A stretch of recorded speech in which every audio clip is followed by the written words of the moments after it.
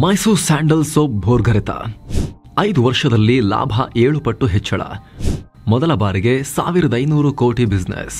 ಸ್ನೇಹಿತರೆ, 18ನೇ ಶತಮಾನದಲ್ಲಿ ಚೀನಾದ ಮಿಂಗ್ ಹಾಗೂ ಚಿಂಗ್ ಸಾಮ್ರಾಜ್ಯಗಳ ಅರಮನೆಗಳಲ್ಲಿ ಶ್ರೀಗಂಧ ತುಂಬಿರ್ತಾ ಇತ್ತು. ಸುಗಂಧ ದ್ರವ್ಯಗಳಿಗೆ, ಔಷಧಿ ಹಾಗೂ ಬುದ್ಧರ ಆರಾಧನೆಗೂ ಶ್ರೀಗಂಧ ಬಳಸಲಾಗ್ತಾ ಇತ್ತು. ರಾಜರನ್ನ ನೋಡಿ ಚೀನಾದ ಶ್ರೀಮಂತರು ಶ್ರೀಗಂಧ ಬಳಸೋಕೆ ಶುರು ಮಾಡಿದ್ರು.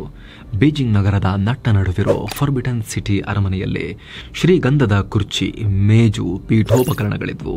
ಇಂಟ್ರೆಸ್ಟಿಂಗ್ ವಿಚಾರ ಏನು ಅಂದರೆ, ಚೀನಾಗೆ ಆಗ ಶ್ರೀಗಂಧ ಹೋಗ್ತಾ ಇದ್ದಿದ್ದು ಮೈಸೂರು ರಾಜ್ಯದಿಂದ.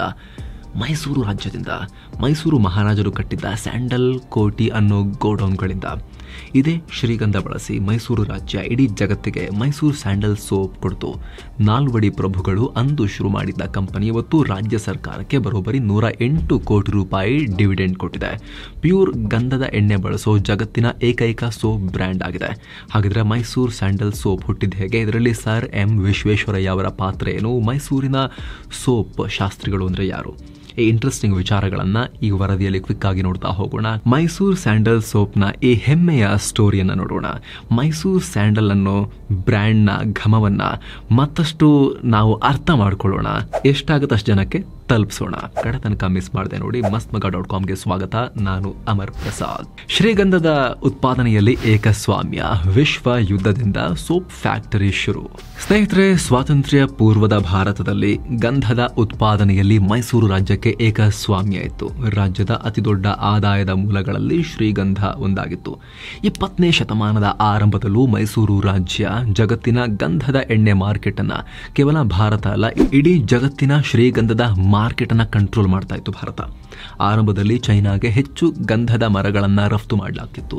ಯುರೋಪಿಯನ್ಸ್ ಬಂದ ಮೇಲೆ ಜರ್ಮನಿ ಅತಿದೊಡ್ಡ ಕಸ್ಟಮರ್ ಆಯಿತು. ಆದರೆ ಜರ್ಮನರು ಫರ್ನಿಚರ್ಗಾಗಿ ತಗೊಳ್ತಾ ಇರಲಿಲ್ಲ. ಇಲ್ಲಿಂದ ಗಂಧ ತಗೊಂಡೋಗಿ ಅಲ್ಲಿ ಎಣ್ಣೆ ತೆಗಿತಾ ಇದ್ರು, ಪರ್ಫ್ಯೂಮ್, ಔಷಧಿ ತಯಾರಿಸ್ತಾ ಇದ್ರು. ಆ ಟೈಮಲ್ಲಿ ಜಗತ್ತಲ್ಲಿ ಲೈಂಗಿಕವಾಗಿ ಹರಡೋ ಕಾಯಿಲೆಗಳಿಗೆ ಔಷಧಿ ಅಂತ ಇದ್ದಿದ್ದು ಗಂಧದ ಎಣ್ಣೆ.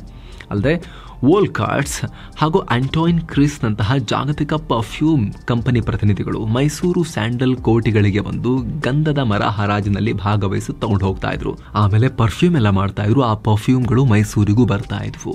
ಮೈಸೂರು ಮಹಾರಾಜರು ತಮ್ಮ ಅತಿಥಿಗಳಿಗೆ ಶ್ರೀಗಂಧದ ಪರ್ಫ್ಯೂಮ್ ಕೊಟ್ಟು ಕಳಿಸ್ತಾ ಇದ್ರು. ಇಷ್ಟೆಲ್ಲ ಇತಿಹಾಸ ಇರೋದರಿಂದಲೇ ಮೈಸೂರಿಗೆ ಗಂಧದ ನಾಡು, ಚಂದನದ ನಾಡು ಅನ್ನೋ ಹೆಸರು ಬಂತು. ಆದರೆ 1914ರಲ್ಲಿ ಮೊದಲ ಮಹಾಯುದ್ಧ ಶುರುವಾದಾಗ ಗಂಧದ ಮಾರ್ಕೆಟ್ ಬಿದ್ದೋಯ್ತು. ಹರಾಜುಗಳು ನಿಂತು ಹೋದು, ರಫ್ತು ಸ್ಟಾಪ್ ಆಯಿತು. ರಾಶಿ ಗಂಧದ ಮರಗಳು ಸ್ಯಾಂಡಲ್ ಕೋಟಿಗಳಲ್ಲಿ ತುಂಬಿದ್ವು. ಆಗಲೇ ಶುರುವಾಗೋದು ಮೈಸೂರಿನ ಸ್ಯಾಂಡಲ್ ಆಯಿಲ್ ಹಾಗೂ ಸ್ಯಾಂಡಲ್ ಸೋಪ್ ಕ್ರಾಂತಿ. Mysuru Sandalwood oil factory. ಗಂಧದ ಮರ ರಫ್ತು ನಿಂತು ಹೋದಾಗ ಇಂಟರ್ನ್ಯಾಷನಲ್ ಗ್ರೇಡ್ ಗಂಧದ ಎಣ್ಣೆ ತಯಾರಿಸೋದನ್ನ ನಾವೇ ಯಾಕೆ ಶುರು ಮಾಡಬಾರ್ದು ಅಂತ ರಾಜ ಋಷಿ ಅಂತ ಕರೆಸ್ಕೊಳ್ಳೋ ನಾಲ್ವಡಿ ಕೃಷ್ಣರಾಜ ಒಡೆಯರ್ಗೆ ಯೋಚನೆ ಬರುತ್ತೆ. ಇದರ ಫಲವೇ 1916ರಲ್ಲಿ ಮೈಸೂರಲ್ಲಿ ಮೈಸೂರು ಸ್ಯಾಂಡಲ್ವುಡ್ ಆಯಿಲ್ ಫ್ಯಾಕ್ಟರಿ ಶುರುವಾಯಿತು. ಆಗಿನ ದಿವಾನರಾಗಿದ್ದ ಸರ್ ಎಂ ವಿಶ್ವೇಶ್ವರಯ್ಯ ಅವರ ನೇತೃತ್ವದಲ್ಲಿ ತಿಂಗಳಿಗೆ 1000 ಲೀಟರ್ಗೂ ಹೆಚ್ಚು ಎಣ್ಣೆ ಉತ್ಪಾದಿಸುವ ಫ್ಯಾಕ್ಟರಿ ಶುರುವಾಯಿತು. ಇದಕ್ಕೆ ಬ್ರಿಟಿಷ್ ಅಧಿಕಾರಿ ಆಲ್ಫ್ರೆಡ್ ಚಾರ್ಲ್ಟನ್ ಡೈರೆಕ್ಟರ್ ಆಗಿದ್ರು.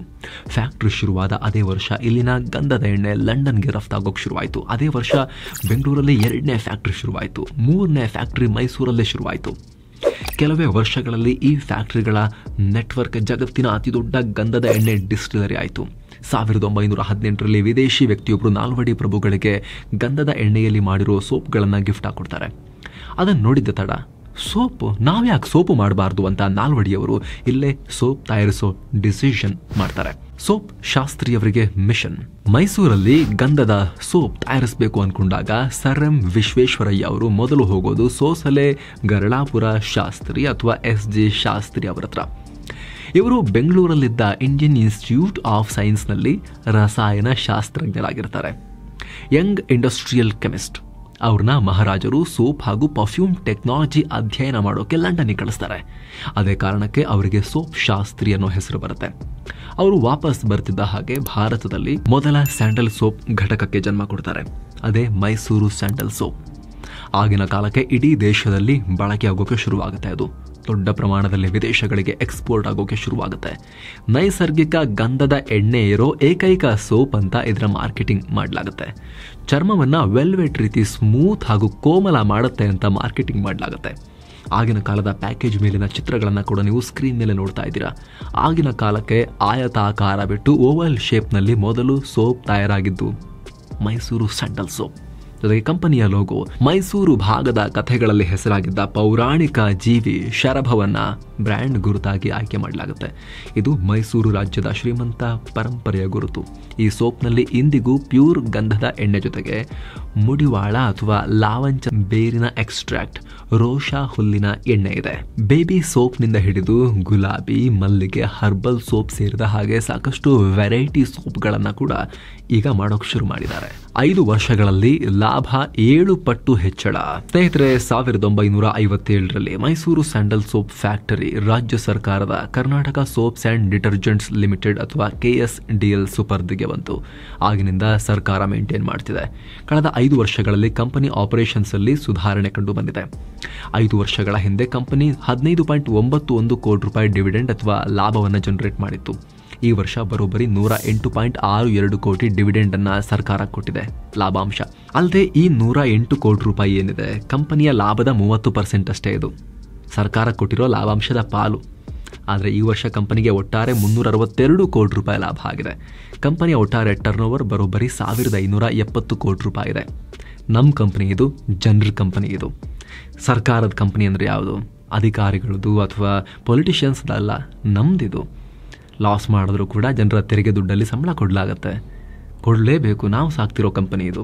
ಹಾಗಾಗಿ ನಮಗೆ ಇದ್ರ ಬಗ್ಗೆ ಹೆಮ್ಮೆ ಇರಬೇಕು. ನಮ್ಮ ಕಂಪ್ನಿ ಲಾಭಕ್ಕೆ ಬಂದಿದೆ ಅಂದರೆ ಇನ್ನೂ ಕೂಡ ನಮಗೆ ಹೆಮ್ಮೆ ಇರಬೇಕು. ಅದ್ರ ಬಗ್ಗೆ, ನಮ್ಮ ಬ್ರ್ಯಾಂಡ್ ಬಗ್ಗೆ ನಮಗೆ ಹೆಮ್ಮೆ ಇರಬೇಕು.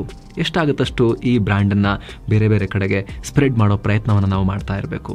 ನಿಜ, ಕೆಲವೊಂದಷ್ಟು ವಿಚಾರದಲ್ಲಿ ತುಂಬ ಸೂಪರ್ ಅನಿಸ್ಬೋದು, ಕೆಲವೊಂದು ವಿಚಾರದಲ್ಲಿ ಇದು ಸರಿಯಾಗಿದ್ದರೆ ಓಕೆ, ಹಿಂಗಿರಬೇಕಾಗಿತ್ತು ಅಂತ ಮೈನಸ್ ಕೂಡ ಕಾಣ್ಬೋದು. ಆದರೆ ನಮ್ದಲ್ವಾ ಸ್ವಾಮಿ, ತೆರಿಗೆದಾರರದು, ಟ್ಯಾಕ್ಸ್ ಪೇಯರ್ಸ್ದು ಕಂಪನಿ ಇದು. ಹಾಗಾಗಿ ನಾವು ಹೆಮ್ಮೆಯನ್ನು ಹೊಂದಿರುವಾಗಲೇ, ಅದನ್ನು ಅಪ್ರಿಷಿಯೇಟ್ ಮಾಡ್ತಿರುವಾಗಲೇ, ಅದನ್ನು ಬೇರೆಯವರಿಗೆ ತಲುಪಿಸ್ತಿರುವಾಗಲೇ ನೆಗೆಟಿವಿಟಿ ಏನಾದರೂ ಇದ್ರೂ ಕೂಡ, ಫೀಡ್ಬ್ಯಾಕ್ ಇದ್ರೂ ಕೂಡ ನಮ್ಮ ಸರ್ಕಾರಗಳಿಗೆ, ಕಂಪನಿಗಳಿಗೆ ಕೊಡ್ತಾ ಹೊರಗಡೆ ಹೇಳಬೇಕಾದ್ರೆ ಒಳ್ಳೆಯದೇ ಹೇಳಬೇಕು ನಮ್ಮ ಬ್ರ್ಯಾಂಡ್ಗಳ ಬಗ್ಗೆ ನಾವು. ಸದ್ಯಕ್ಕೆ ನಮ್ಮ ಈ ಕಂಪನಿ ಚೆನ್ನಾಗಿ ನಡೀತಾ ಇದೆ. ಬರೋಬ್ಬರಿ 1570 ಕೋಟಿ ರೂಪಾಯಿ ಟರ್ನ್ ಓವರ್ ಮಾಡಿದೆ. ಇದೇ ಮೊದಲ ಬಾರಿಗೆ ಕಂಪನಿ ವಹಿವಾಟು 1,500 ಕೋಟಿ ದಾಟಿದೆ.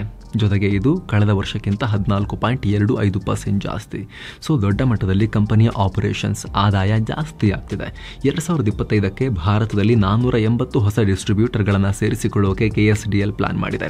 ಜಮ್ಮು ಕಾಶ್ಮೀರ, ನಾಗಾಲ್ಯಾಂಡ್, ಗುಜರಾತ್, ಪಂಜಾಬ್ಗಳಿಗೆ ಎಕ್ಸ್ಪ್ಯಾಂಡ್ ಆಗ್ತಾ ಇದೆ.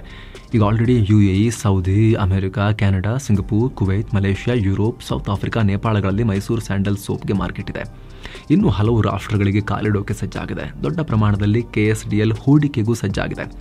ಇನ್ನೊಂದು ಇಂಟ್ರೆಸ್ಟಿಂಗ್ ವಿಚಾರ ಅಂದರೆ ಕರ್ನಾಟಕಕ್ಕಿಂತ ಆಂಧ್ರ ಪ್ರದೇಶದಲ್ಲಿ ಹೆಚ್ಚಾಗಿ ಮೈಸೂರು ಸ್ಯಾಂಡಲ್ ಸೋಪ್ಗೆ ಡಿಮಾಂಡ್ ಇದೆ. ಇದೇ ಕಾರಣಕ್ಕೆ ಹೈದರಾಬಾದ್ನಲ್ಲಿ ಡೂಪ್ಲಿಕೇಟ್ ಕಂಪನಿಗಳು ಸಿಕ್ಕಾಪಟ್ಟೆ ಹುಡ್ಕೊಂಡಿದ್ದಾವೆ. 100 ಕೋಟಿ ಬಿಸ್ನೆಸ್ ಕೂಡ ಮಾಡಿದ್ರು. ಕಂಪ್ಲೇಂಟ್ ಎಲ್ಲ ಆಗಿತ್ತು. ಆದರೆ ಸ್ನೇಹಿತರೆ, ಮೈಸೂರು ಸ್ಯಾಂಡಲ್ ಸೋಪ್ ನಮ್ಮ ಕರ್ನಾಟಕದಿದೆಯಲ್ಲ, ಇದು ಮಾತ್ರ ಅಫಿಷಿಯಲ್. KSDL ತಯಾರಿಸೋದು ಮಾತ್ರ ಅಫಿಷಿಯಲ್. ಐಕಾನಿಕ್ ಆಗಿರೋದ್ರಿಂದಲೇ, ಹಿಸ್ಟಾರಿಕಲ್ ಆಗಿರೋದ್ರಿಂದಲೇ, ಸ್ಪೆಷಲ್ ಆಗಿರೋದ್ರಿಂದಲೇ ಇದು GI ಟ್ಯಾಗ್ ಪಡೆದಿದೆ. ಮುಂದಿನ ವರ್ಷ ಕಂಪನಿ ತನ್ನ ಪ್ಯಾಕೇಜಿಂಗ್ ಹಾಗೂ ಬ್ರ್ಯಾಂಡಿಂಗನ್ನು ಇನ್ನಷ್ಟು ಅಡ್ವಾನ್ಸ್ಡ್ ಆಗಿ ಮಾಡೋಕ್ಕೆ ಪ್ಲಾನ್ ಮಾಡ್ತಿದೆ. ಜೊತೆಗೆ ಡಿಮಾಂಡ್ಗೆ ತಕ್ಕಂತೆ ಗಂಧದ ಮರಗಳು ಸಾಲ್ತಾ ಇಲ್ಲ ಅಂತ ಆಸ್ಟ್ರೇಲಿಯಾದಿಂದ ಗಂಧದ ಮರ ಆಮದು ಮಾಡೋಕ್ಕೂ ಮುಂದಾಗಿದ್ದಾರೆ. ನಮ್ಮ ರೈತರಿಗೆ ಇದನ್ನು ಬೆಳೆಯೋದ್ರ ಬಗ್ಗೆ ಸ್ವಲ್ಪ ಐಡಿಯಾಸ್ ಕೊಟ್ಟರೆ ಬೆಳ್ಕೊಂಡು ಅವರು ಸ್ವಲ್ಪ ಕಾಸು ಮಾಡ್ಕೊಳ್ತಾರೆ. ಇದ್ರ ಬಗ್ಗೆ ಸ್ವಲ್ಪ ಯೋಚನೆ ಮಾಡಬೇಕು KSDL. ಬಟ್ ಆಲ್ರೆಡಿ ಇವರು ಆಸ್ಟ್ರೇಲಿಯಾದಿಂದ ಗಂಧದ ಎಣ್ಣೆಯನ್ನು ಕೂಡ ತರಿಸ್ತಾ ಇದ್ದಾರೆ. ಇದೀಗ ಮರಗಳನ್ನು ಕೂಡ ಇಂಪೋರ್ಟ್ ಮಾಡೋಕೆ ಮುಂದಾಗಿದ್ದಾರೆ. ಆದರೆ ನಮ್ಮ ರೈತರ ಹತ್ರನೇ ಬೆಳೆಸೋಕೆ ಎಷ್ಟಾಗುತ್ತಷ್ಟು ಪ್ರಯತ್ನ ಪಟ್ಟರೆ ದುಡ್ಡೆಲ್ಲ ಇಲ್ಲೇ ಉಳ್ಕೊಳ್ಳುತ್ತೆ.